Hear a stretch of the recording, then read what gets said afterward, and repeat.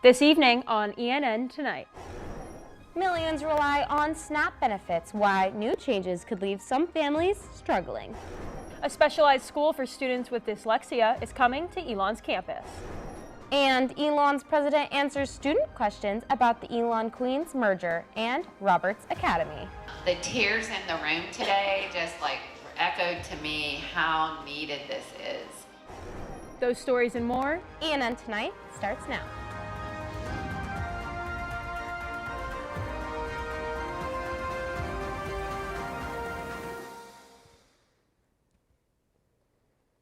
Good evening, and thank you for joining us for ENN Tonight. I'm Alice Morrissey. And I'm Charlotte Fabi. Let's dive into this week's top stories. The government shutdown is one step closer to ending. Here in the virtual studio to tell us more about the shutdown is ENN's reporter Trista Pinagakos. Thanks, Alice. The government had been shut down for 41 days, but last evening, the Senate voted on legislation to end the shutdown, with 8 Democrats crossing party lines to join Republicans. The shutdown is not completely over. The vote last evening was a procedural process to get to an official vote, which may be held sometime today or this week. Once the bill is passed by the Senate, lawmakers in the House still have to vote on the bill. Once the House passes the bill, President Trump will have to sign it, and the government will officially be reopened. The shutdown began after Republican and Democrat lawmakers could not come to an agreement on government funding. Democrats want to extend existing Affordable Care Act tax credits that were set to expire at the end of this year. Without these credits, they argue, insurance costs for Americans on Obamacare would increase exponentially. According to KFF, a health policy nonprofit, if Congress extends these subsidies, consumers would save over $1,000 in premium payments in 2026. The deal senators struck did not include extending the tax credits and would only fund the government until the end of January. But Democrats did get a promise of a Senate floor vote on legislation to extend the tax credits in December. Also, as part of the deal, government workers fired at the start of the shutdown will be rehired. Thanks, Trista. The Trump administration is heading back to the Supreme Court for another attempt to halt full federal funding for food stamps. This comes after an appeals court rejected the Trump administration's effort to block full Supplemental Nutrition Assistance Program, or SNAP, payments. SNAP is a federal program that provides monthly food benefits to individuals who are considered low income. According to the North Carolina Department of Health and Human Services, more than 600,000 households, which is 1.4 million people, use SNAP benefits in the state. This is about 13% of the state's population. Local food banks like Safe Aliments are trying to fill the gap. Safe Aliments has 2 food banks where people in need can select food on a point system. Dave DeBlaycourt works with Safe's food pantry called The Bridge. He says the recent restrictions on benefits have increased the number of people coming to The Bridge for food. When the budgets around food are more constrained, it forces places like Safe to focus back on that primary need and really limits the ability for us to be able to serve in other ways. DeBlaycourt says donations are always appreciated, but monetary donations go a long way. He says the best way to donate is on Safe Aliments' website, safealiments.org. Municipal elections across Alamance County took place on November 4th. More than 40 candidates were running for 27 positions. The town of Elon re-elected Mayor Emily Sharp as she ran unopposed. Elon Town Council has a new member in first-time candidate Steve Exum. He was elected alongside incumbent Randy Orwig. Out of the 3 town council candidates, he was the one who received the most votes with 39.81% of the vote. Burlington elected its first female mayor, Beth Kennett, and former Burlington Mayor Ian Baltutis and former Burlington Police Chief Jeffrey Smythe secured the 2 open seats on Burlington City Council. Newcomer Chelsea Dickey won the Graham mayoral race against incumbent Jennifer Talley, securing over 56% of the vote. Incumbent Bobby Chin and first-time candidate Jim Young were elected to Graham's City Council. For the rest of the results of all 15 races, go check out our website, elonnewsnetwork.com. And I'm now joined live with Burlington's first female mayor-elect, Beth Kennett. Beth, thank you so much for joining us. Thank you. And can you tell me a little bit about why you decided to run for Burlington mayor? Yes, so 2 years ago I ran made the decision to do that because the incumbent was running unopposed, and I believe people need a choice. So that was why I chose to run 2 years ago. Did very well. The incumbent won the seat by 172 votes, and that left me wondering, do I do this again? So early this year, really just sat down and reflected on, do I want to do this? Is there someone else who is going to step up to run? And decided that because I love the city, I love the people in the city, and I believe that the city deserves somebody who will listen to them and work to create a healthier sense of community. So I decided to do it again, and here we are. Yeah, and during election night, you said that it took years of hard work to get to where we are now. And you weren't the first, actually, woman to run for Burlington mayor. Can you tell me a little bit about that history? No, I was not the first woman to run. In 1995, so that's what, 30 some years ago, yeah. 30 years ago, Caroline Ansbacher was on the ballot in November as a candidate for mayor. She did not win the seat, and she continued to be engaged and involved in the community as well. Since then, there have been other women who have run, but who may not have made it to the November ballot. Mm-hmm. So yes, lots of hard work. The most women we've ever had on city council were 2, and so we're back at that level again, where there are 2 women. Yeah, and what does that mean to you? Well, you know, I think about Ruth Bader Ginsburg, who said there will be enough women justices when there are none. And that's kind of how I feel about women in leadership, that women should have the same opportunities in leadership as men. Yeah. I am a clergy person. I have, this has been my profession for many years, and now I see that there are probably as many women in clergy leadership and ministry leadership as there are men. And as I'm saying that, I'm also thinking, but not in senior positions. So we still are fighting that battle, if we want to use that language. We're still climbing for equality, mm-hmm. And so we also experience that in politics as well, that it is not equal. I believe women have to work really hard in order to achieve at the same level as men. Yeah, well, thank you so much for joining us today. Really appreciate it. Back to you, Alice, at the desk. Well, thank you, Charlotte.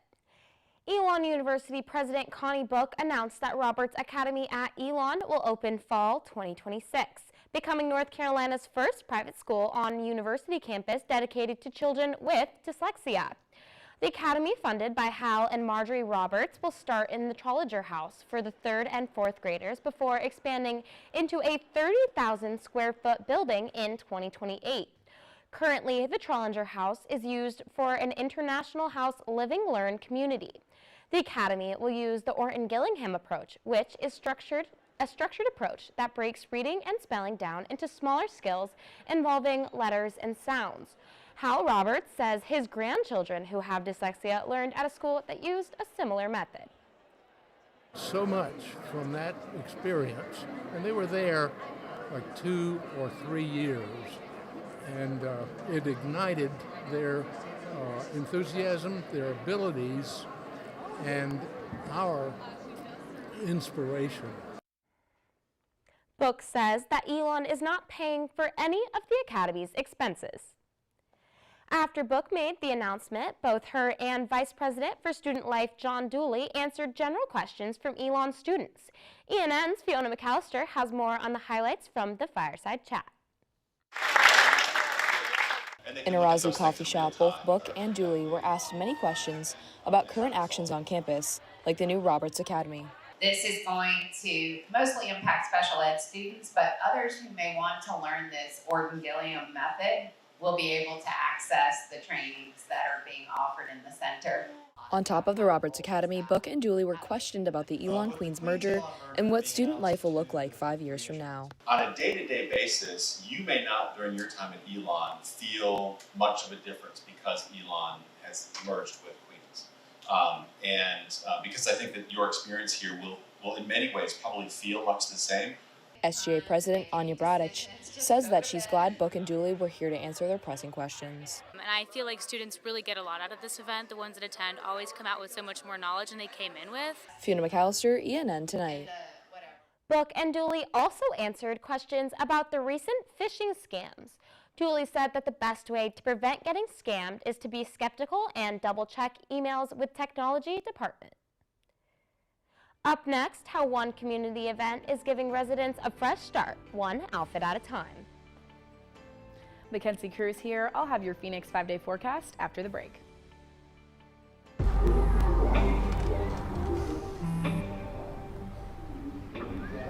I don't know why you're so sad. You've got a roof over your head. You gotta stop with that depression stuff. That's a white people thing. You alright? It just feels like it's coming from everywhere. Do you want to talk about it? You can talk to me if you're feeling sad. Whenever you need to talk, I'm here, okay? Whether it's our stories, the warmth of our laugh, or our family's secret sauce, we all bring something different to the table. So make some space. The power of connection is waiting right outside your comfort zone. Learn how you can help strengthen your community at belongingbeginswithus.org/teamup.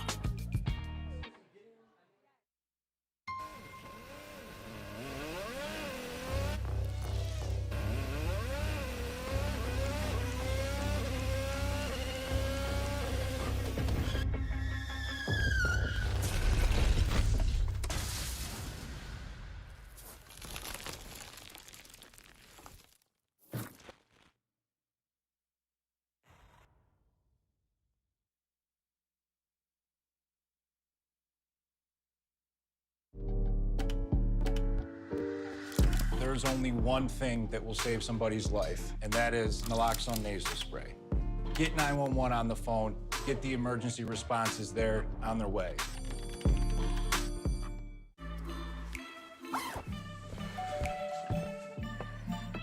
Yo, camping buddy. Okay, you guys ready? Dude, I thought you were driving. I thought you were driving. Oh, I never said I was driving. I definitely can't drive.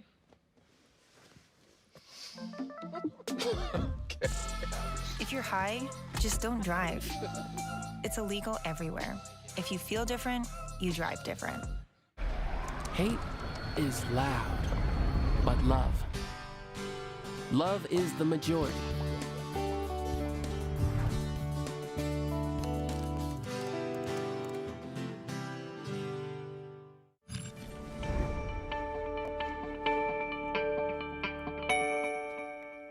Our Mackenzie Cruz is in the virtual studio with this week's weather.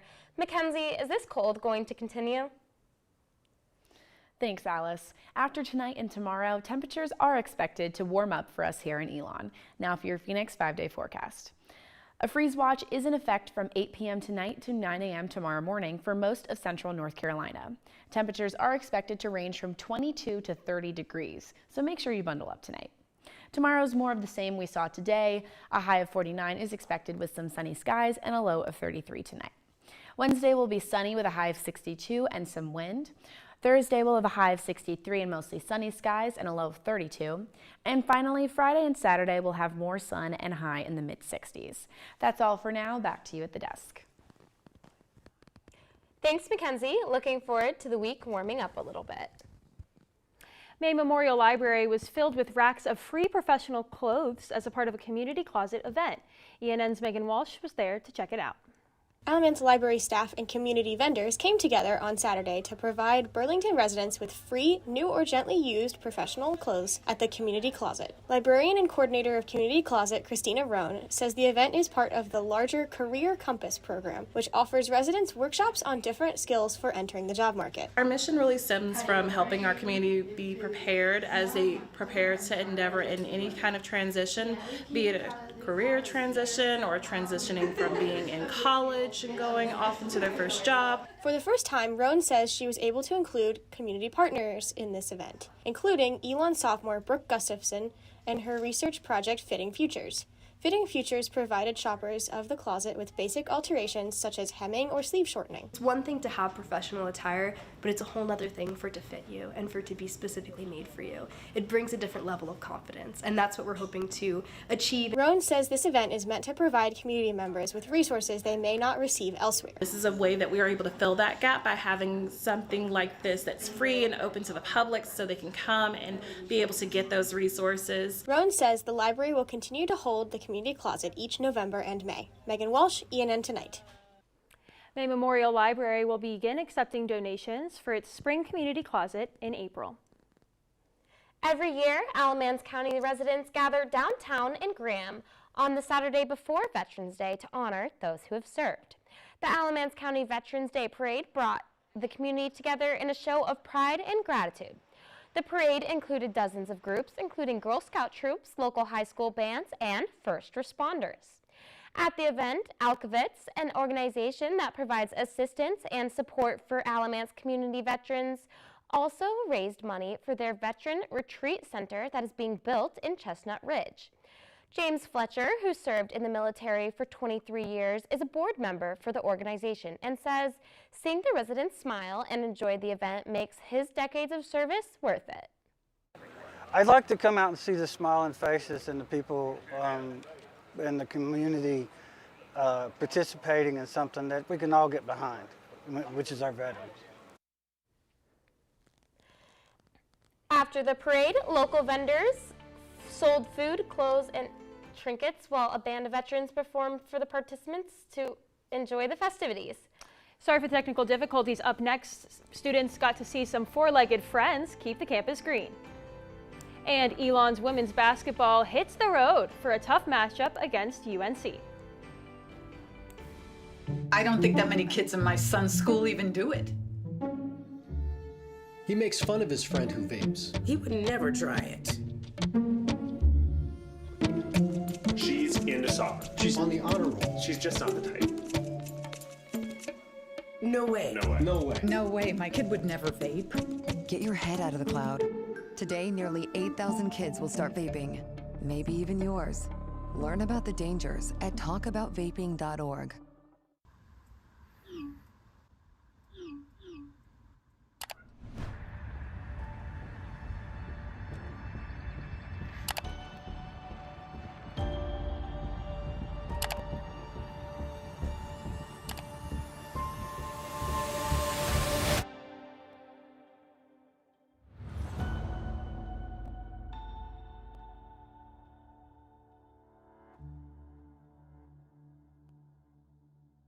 Even more than I wanted a gold medal, I wanted a heart of gold, like the mentors who were my balance beams refusing to let me down, and the coaches who spoke out to anything out of bounds, heroes who never stood on podiums, but stood up for me. Every shot I made, give the assist to those who since my youth were referees, ready to blow the whistle and end abuse. I rescued Toast from a shelter in 2011. I love Toast because she's a lazy diva. Toast does whatever she wants, obviously. She's sleeping right now. She's an epic snuggler. She's so comforting. She's so loving. Toast makes me laugh. When I walked into the shelter, I knew right then that she was special.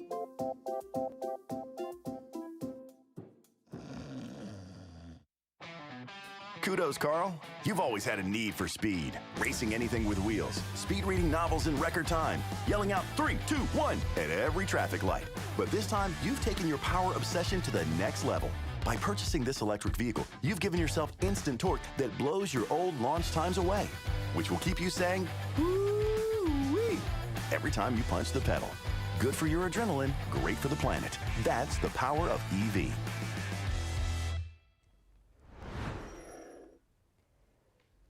Elon's solar panel farm saw some fuzzy faces this weekend, all for one sustainable day. I visited the farm to learn more about Graze the Grid. It's green energy with a side of wool. I just got here and I just booked it to the sheep. A new landscaping team worked on Elon's solar panel farm. Not your typical farming duo, but together they're trimming grass and generating energy. These sheep are doing double duty. An environmental studies senior seminar class planned Graze the Grid. The event's goal? To teach visitors about combining agriculture and solar energy. You don't have to mow the grass if they're sheep, and this is literally exactly what they're supposed to do. So they just graze and they basically do all the work that sets the stage for planting underneath the solar beds. Ava Litzinger is one of the students who planned Graze the Grid. She says it's rewarding to see people supporting sustainable practices. This is something that my group cares so much about in the environmental studies department, and sometimes I feel like it can take kind of a back burner for the rest of the university. So to see that people showed up is awesome. While sustainability shined at Loy Farm, the real stars were two sheep named Snowflake and Penelope. The sheep live at Little Cedar Farm, just 15 minutes away from Elon. Cheryl and Tom Corey run the farm. Cheryl says there are solar panels on their property, so the sheep are used to it. To get people to know that sheep are nice and that you can kill two birds with one stone. Charlotte Fobby, ENN Tonight. Oh, look at those sheep. At the moment, the town of Elon does not allow for agricultural areas and other property designations to mix, according to Cheryl, but she and the senior seminar students hope this will change in the future.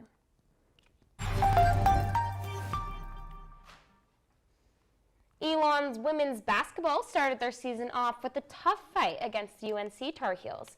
Our Monica Jervicius caught the action from the sidelines at the game. It was a night of highs and heartbreaks for Elon women's basketball as they opened their season against the UNC Tar Heels. Last year's CAA Rookie and Player of the Year guard Jada Angel came in hot with jump stops and drives to the basket for the Phoenix. Down 4 points during the second quarter, she suffered a right knee injury that took her out for the rest of the game. Elon coach Charlotte Smith notes how emotion from the injury might have gotten to the team, allowing the ball to be turned over too many times for the Tar Heels to score. I mean, that's our CAA all-conference selection that went down, and just dealing with the emotional toll of that. New roster add Ashanti Fox replaced Angel in the second quarter, scoring back-to-back three-pointers for the Phoenix. The Tar Heels' India Navar was able to boost her team score by 13 points and 6 steals from the Phoenix. These are the types of games that we play for preparation for conference play. And we learned a lot about ourselves tonight that will definitely help us get better down the road. The Phoenix fell to the Tar Heels 37-71. Monica Jervicius, ENN Tonight. The Phoenix played against Presbyterian College for Education Day this morning, winning 93-48. They play at Rhodes Stadium this Saturday against Howard University. The Elon men's basketball team is seeing new talent on its roster this season. 10 new players joined the team and brought their talent out to Schar Center on Wednesday against Belmont Abbey Bruins. 8 transfers and 2 freshman athletes joined the Phoenix. Transfers forward Chandler Cottrell and guard Randall Pettis II made sweeps during their Phoenix debut. One of the new forwards, transfer Kasper Klawczek, defended against the Bruins with quick passes and blocks during the game. New faces this year. We really just have been spending time through this off season trying to build that camaraderie and making sure that we had cohesion.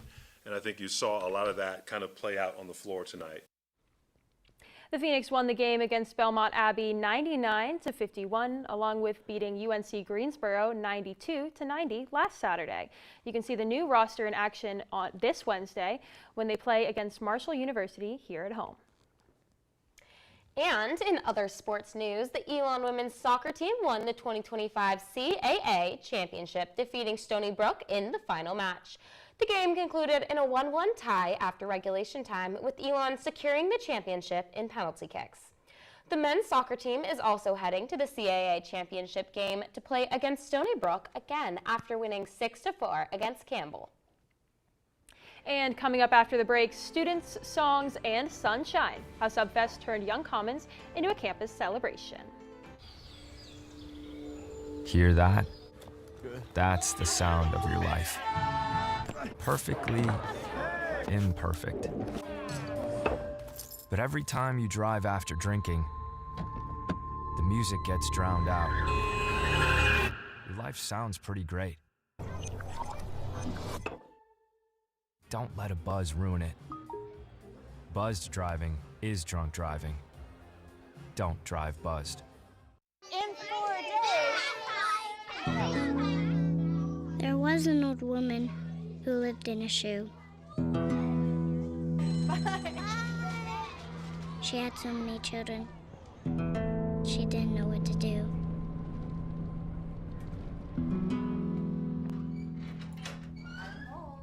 Did you have a good day at school? She gave them some broth. Without any bread. There you go.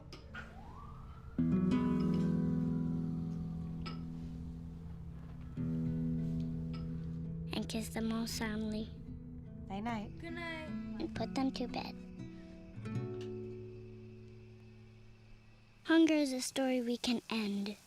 End it at feedingamerica.org. Women are bad with money. That's what the world's been saying for centuries. But now, we've got something to say. Save it. It's time to save ourselves by saving our money.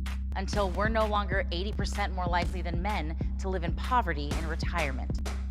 Save it. The falsehoods, the feelings of fault. Then, the funds. Learn how to save for your retirement at wesaysaveit.org. I've always been told I gotta be strong. Thick skin, tough as nails. But to be everything for everybody, it wears on you. Black don't crack, they say. But it can. We all can. Reach out to a friend if you see them going through it. No matter who you are, being vulnerable is what makes us whole. Learn how to help at seizetheawkward.org. Elon Student Union Board dove deep into their second Subfest ever. 5 student music groups and free food, student-run booths took over Young Commons. This event took months of planning, and the weather was just perfect for the outdoor concerts and activities. Even WSOE, Elon's radio station, had a table where students could paint shirts and old records. Sub's Special Project Chair, Caroline Reich, said that this event was made for students by students. Reich started Subfest last year and is glad that as a senior, she gets to watch her second and last Subfest all plan out. Like when we were setting up earlier today, I turned to Josh, I was like, man, I can't believe this is it. Because I was abroad in the spring, and I basically came back to Sub in order to help out with this again, which I'm so grateful for because I love it. But it's just kind of crazy, Josh and I have been on Sub together since freshman year. So it's exciting to kind of wrap up on such a high note with such a great event that we're so proud of. Reich came up with the submarine logo for Subfest because of Student Union Board's acronym, SUB. Mackenzie Cruz is back in the virtual studio to tell us about wildfire risk in North Carolina. Mackenzie? Thanks, Charlotte. North Carolina is still recovering from the aftermath of Hurricane Helene just over a year later. When Helene pushed through western North Carolina, it uprooted trees in around 822,000 acres of land, according to the 2024 forest damage appraisal by the North Carolina Forest Service. Not only is this debris a reminder of the damage it caused, but wildfires are fueled by large amounts of dried out wood, and they will spread quickly and further. As we head deeper into fall, wildfire risk is much higher due to dry leaves falling and collecting on the ground, and fallen trees still block some roads and access routes.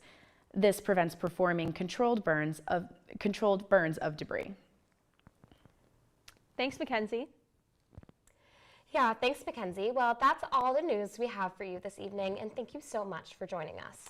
Head over to our website, elonnewsnetwork.com, for stories, sports, and more. And make sure to follow us on social media at Elon News Network. Have a great night, Elon.